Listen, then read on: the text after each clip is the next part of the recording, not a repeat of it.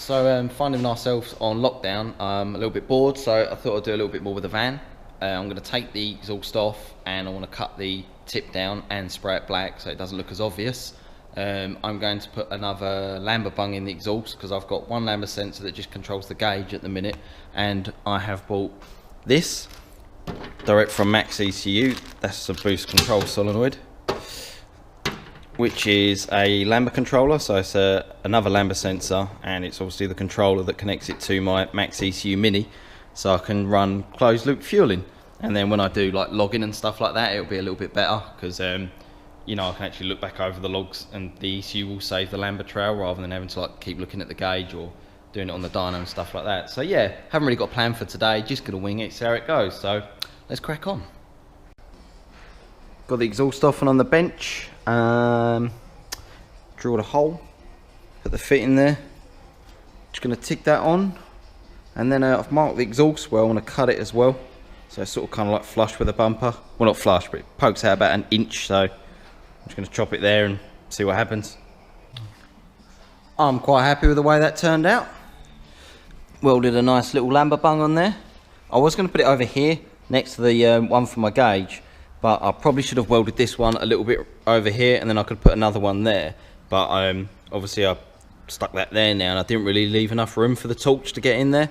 And so yeah, basically I didn't really have much choice but to put it there. But what I'm going to do is I'm going to swap these sensors around so that this one for my gauge can go there, because although it is important, it's not as important as the one for the ECU. And then I'm going to put the ECU one there, so that, you know, it's sort of like closest to the turbo. It's probably a little bit too close to the turbo, to be honest. Like heat, it's meant to be like a couple of foot away, like down the downpipe, but my whole exhaust system's a couple of foot, so yeah. I chopped the tailpipe down as well. Quite happy with how that come out. Looking forward to seeing how it looks on the actual van. Also, I've painted it black as well. I'm not no painter, so please don't judge me. Yeah, deburred all in there as well. Quite happy with that. So, I've refitted my exhaust, and it looks all right. I think that looks a lot better. And I painted it black, obviously, as you see. It's not very flat, so I sort of marked round it. Couldn't get it into the bandsaw straight to cut it how I wanted it, so I cut it with my angle grinder and just sort of cut around the line. And I thought, oh, I know, I'll put it on my belt sander and sand it flat. Turn my belt sander on, and the little tiny belt that runs from the motor up to the actual belt sander bearingy bit itself, it sheared the teeth. It's like loads of little timing belt. It's like a little tiny timing belt type thing. So I've had to order a new one of them. So that's kind of how my lockdown's going. Everything's breaking around me and I'm having to make do. But it looks okay. It will do for now. What I need is like a handheld belt sander and just freaking hold it on there while it's there. Yeah, what I need to do is get my heat gun working as well and just do all the bumper, because that'll look a lot better. Right, now I'm going to wire up the Max ECU can lambda.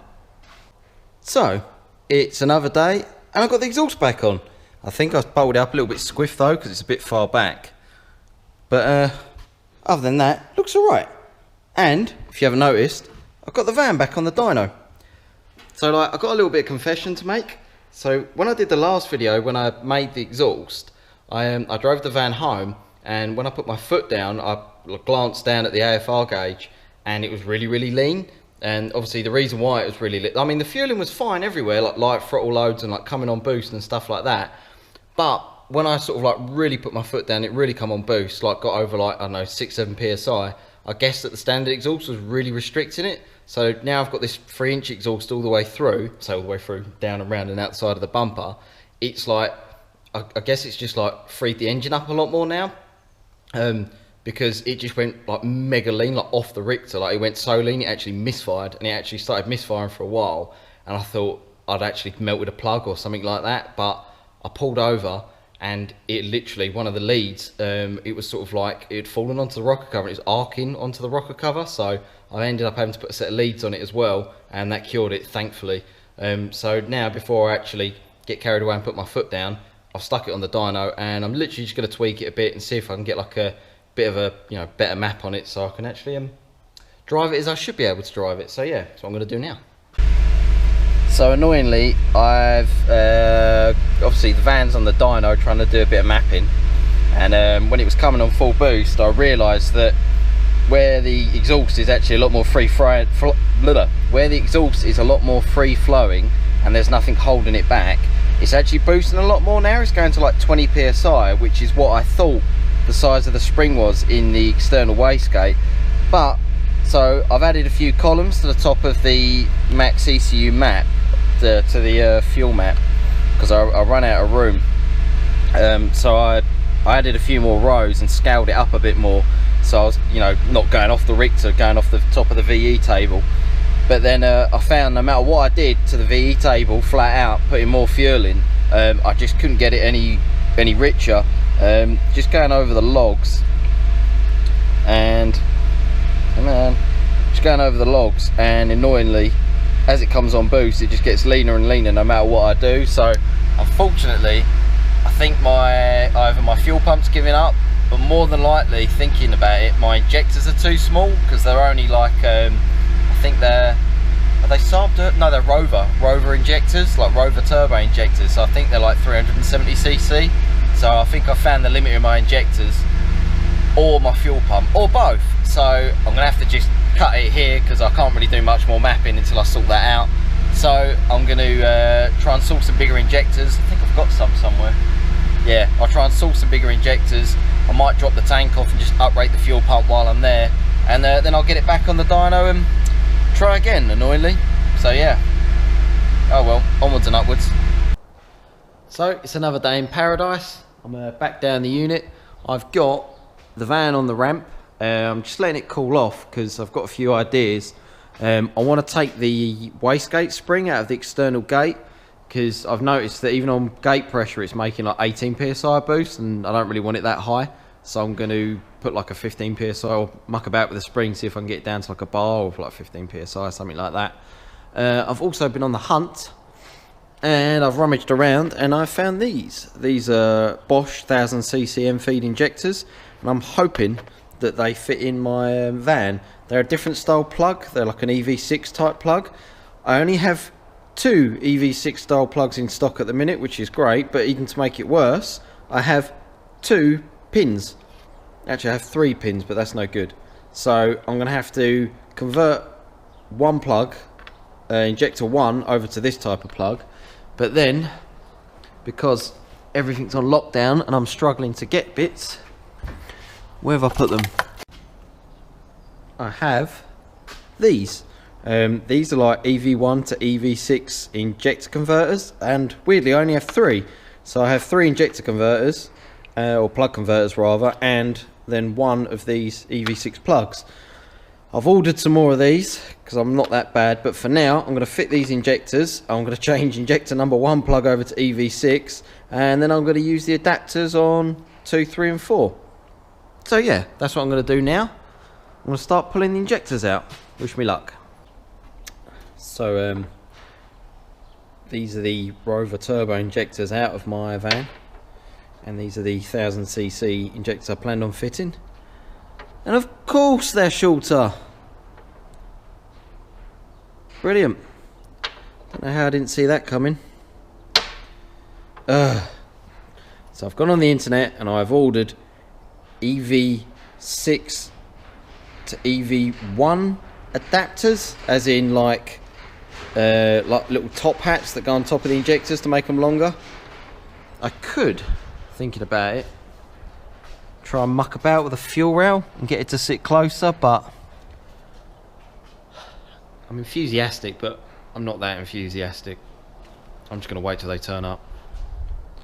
Honestly, the things I do for a YouTube video. So I found some enthusiasm, and I'm going to cut and remount the fuel rail to suit the new injectors. So I've stripped all the old injectors out. Obviously I've stripped the fuel rail off. Now the problem I have is when the fuel rail bulks up, it's obviously these injectors ain't long enough, so the injectors don't sit in the inlet. So what I'm going to do is the plan I've got in my head, whether it'll work or not I don't know, is I'm going to cut these little mounting brackets off there, and then I'm just going to like cut a section out of them and then just like move the whole rail closer. So yeah, I don't know if it's going to work, but we will soon see. And yes, I know I need a haircut, but we're on lockdown and all the barbers are shut. So, if I seat the O-rings on the old injectors, from O-ring to O-ring is 69 millimeters, and on the new injectors, if they are seated properly, E6. So I need to take 13 millimeters out of the fuel rail. So I need to cut 13 mil out of this. So I need to cut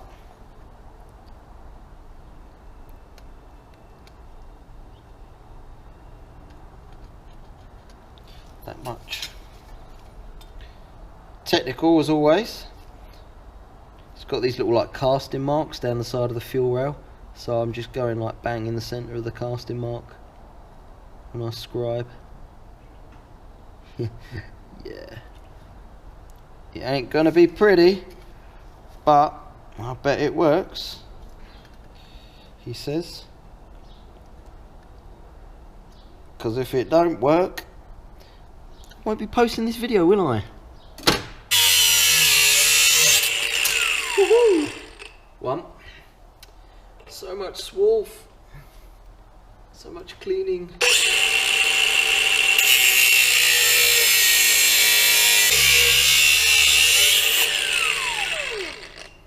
Flat battery, that'd be white.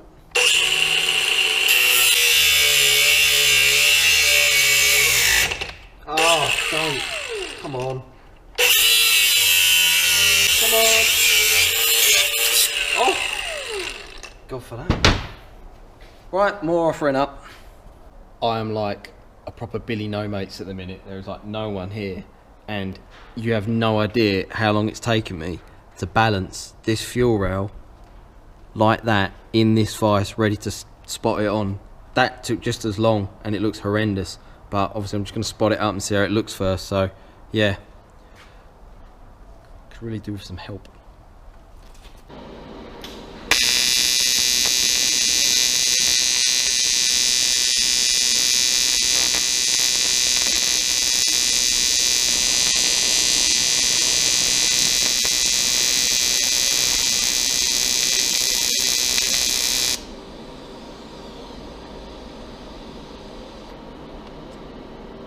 She ain't pretty, but she's on.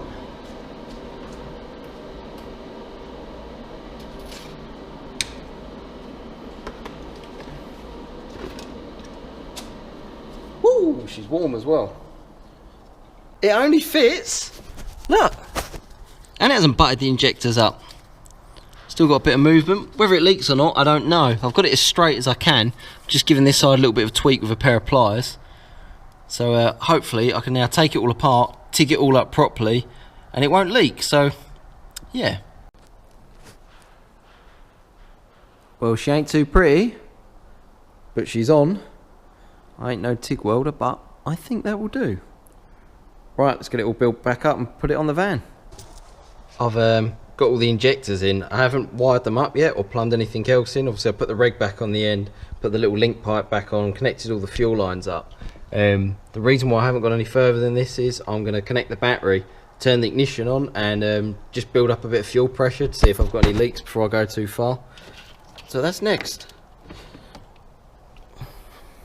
Well, prime the ignition about 5 times and it's not leaking. I'm quite happy with that. Right, let's change the injector plug, see if we can get it to run again. So I've changed the injector plug on number 1 because it's the only one I had, and then I've fitted the 3 adapters to the other 3. They just about fit. I was quite lucky, I didn't even take that into account really, but I have got actually 4 of these plugs on order, so when they come I'll obviously change them, maybe even make this whole loom look a bit neater, but you know, if it works it's hard to get enthusiastic to put it right.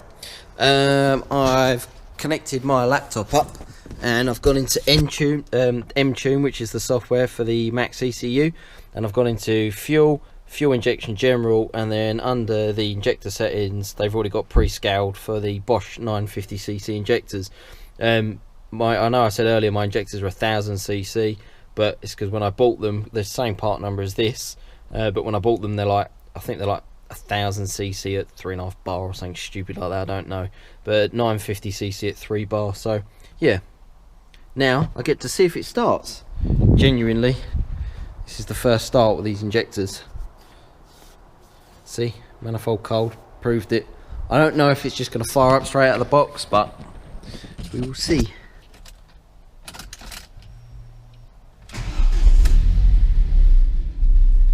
It runs.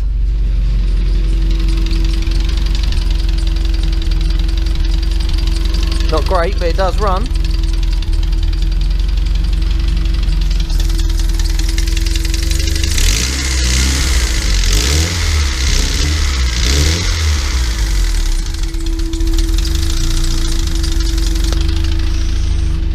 And I think that is about enough for this video. If you like what you've seen, then please like, share, subscribe. In the next video, I reckon I'll have to get it on the dyno, map it, and we'll see if it was the injectors that were causing an issue or if it was a fuel pump. So yeah, cheers guys.